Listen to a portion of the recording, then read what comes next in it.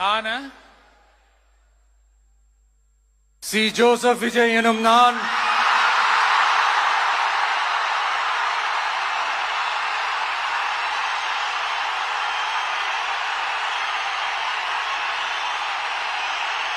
சட்டப்படி அமைக்கப்பெற்ற இந்திய அரசியல் அமைப்பின்பால் உண்மையான நம்பிக்கையும் மாறா பற்றும் கொண்டிருப்பேன் என்றும்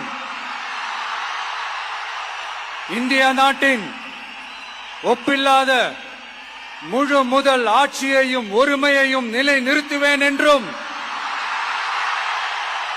தமிழ்நாட்டு அரசின் முதலமைச்சராக உண்மையாகவும் உளச்சான்றின்படியும் என் கடமைகளை நிறைவேற்றுவேன் என்றும்